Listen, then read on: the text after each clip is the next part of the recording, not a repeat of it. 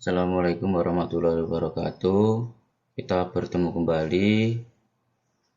Kali ini kita akan membahas tentang materi, yaitu mengukur ketebalan aktual pipa. Apa saja yang harus kita lakukan dalam hal proses pengukuran ketebalan pipa? Nah, pengukuran ketebalan material pipa ini bertujuan untuk meminimalisir terjadinya hal-hal yang berkenaan dengan safety, finansial, dan juga keberlangsungan sistem itu sendiri. Nah, alat yang digunakan untuk mengukur ketebalan yaitu adalah menggunakan wall thickness gauge, yaitu menggunakan metode non-destruktif, yaitu menggunakan jenis ultrasonik yang digunakan untuk mengukur ketebalan bahan material, serta bisa mendeteksi laminasi dan termasuk memeriksa tingkat korosi pada logam dengan beberapa jenis macam ultrasonic thickness gauge. Nah, pengukuran ketebalan aktual ini dilaksanakan untuk mengetahui laju korosi dan remaining life dari pipa. Nah, kegiatan ini kita lakukan dalam kegiatan proses inspeksi. Jadi, sebelum dilakukan pemasangan, berarti kita cek material tersebut sudah sesuai desain ketebalan atau belum, ketebalannya memenuhi atau belum. Kemudian kita cek dan kita data ketebalan awalnya seperti gimana. Kalau Anda sebagai inspektur buah penyalur tidak melakukan itu di awal, maka Anda cukup menanyakan ke pihak perusahaan data awalnya seperti gimana untuk ketebalannya. Nah, setelah itu dilaksanakan, Anda melakukan pengukuran ketebalan menggunakan ultrasonic gauge ini untuk mengetahui seberapa besar sih terjadinya pengurangan ketebalan selama rentan waktu beroperasi. Kita mengukur aktual ketebalan ini, kita diberi atau kita ditentukan kapan kita melakukan proses pengukuran aktual ini. Jadi kita melakukannya ada aturannya, tidak kita mengukur sekarang kita mengukur besok kita ukur, tidak, tetapi ada aturannya menurut API 570. Misalkan kita hari ini kita mengukur, setelah dihitung ada perhitungannya, kita 1 tahun lagi misalkan kita perlu melakukan pengukuran. Nah, pengukuran ketebalan ini pun sudah diatur di API 570. Kita mengikuti definisi yang namanya CML atau ada yang mengatakan adalah TML.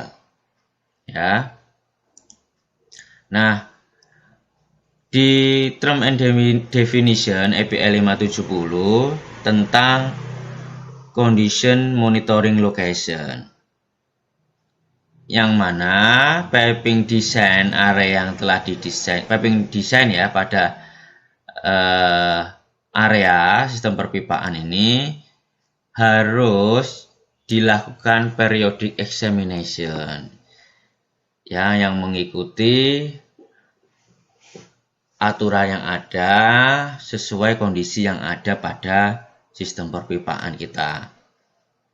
Nah, CML ini bisa saja terdiri satu atau lebih titik poin pengujian, sehingga akan membantu proses inspeksi kita untuk memprediksikan adanya damage mechanism, ya, mekanisme bahaya, kegagalan, ya. Kenapa harus lebih dari satu? Kalau kita hanya mengecek satu titik saja, ya, kita tidak akan bisa memprediksi, oh, laju korosinya sekian, ya, millimeter per years atau inch per years, kita nggak tahu.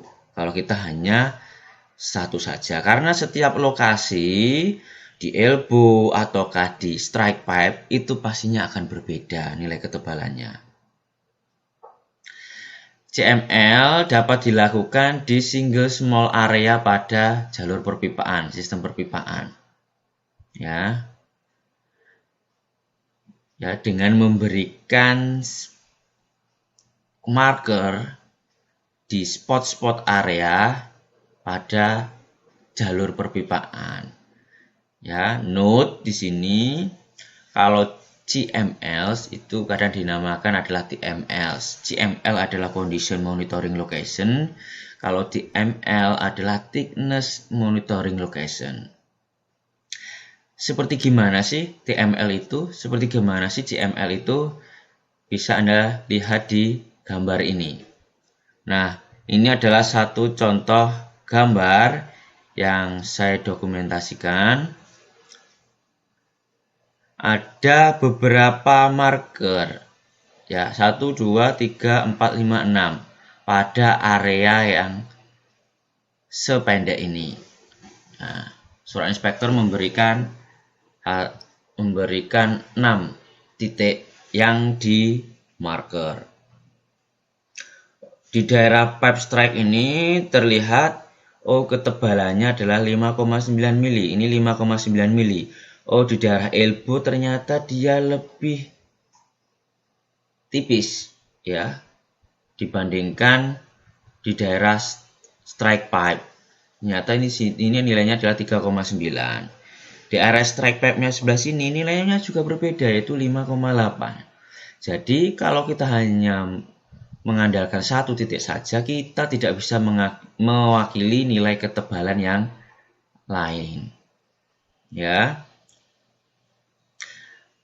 Pengukuran ketebalan ini nanti kita sesuaikan dengan minimum required wall thickness dari code yang dipakai. Kalau Anda pakai B313, ya Anda bandingkan dengan B313. Kalau Anda pakai B318, ya Anda pakai B318. Kalau Anda pakai B314, Anda pakai B314 untuk perbandingan antara nilai ketebalan aktual dengan nilai minimum required wall thickness. Minimum required wall thickness ini, ya, dilakukan secara perhitungan. Jadi setelah Anda dapat minimum required wall thickness, Anda tentukan mil toleransinya sehingga Anda bisa menentukan, oh, nilai ketebalannya sekian dari keluaran mil atau keluaran pabrik, karena pabrik memiliki toleransi dalam hal menentukan ketebalan, tapi menyesuaikan dulu dengan perhitungan required wall thickness sesuai code yang berlaku. Nah, berikut adalah contoh lembar kerja yang bisa kita gunakan sebagai acuan untuk hasil pengukuran ketebalan aktual. Pipanya NPS berapa, schedule berapa, material dan spesifikasinya apa, di sini bisa kita tulis. Kemudian thickness monitoring location. Nah, Anda beri keterangan, Anda beri marker itu pada area mana, ya, pada area mana Anda beri keterangan di sini. Misalkan di daerah elbow, ya, daerah elbow, sepanjang pipa berapa meter di area dekat mana. Nah, itu nanti Anda beri note di sini. Kemudian setelah Anda ukur, Anda tuangkan di sini berapa inci ketebalannya. Ya. Kemudian Anda masukkan di sini. Jalur pipa Anda itu kalau menurut ASME B318 location kelas berapa, ya. Kemudian kalau Anda pakai B313 termasuk piping service kelas apa, ya, kategori apa, ya, kategori D, M, ataukah yang lain. Ini kalau class location 1, 2, 3, 4, ya.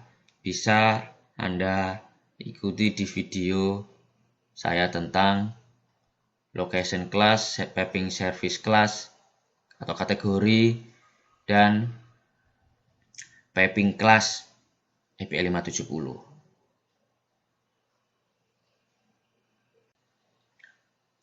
Nah, sekian tadi adalah penjelasan tentang pengukuran nilai wall thickness aktual pada pipa.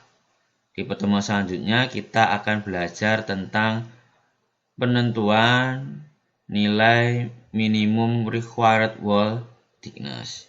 Sekian, terima kasih. Assalamualaikum warahmatullahi wabarakatuh.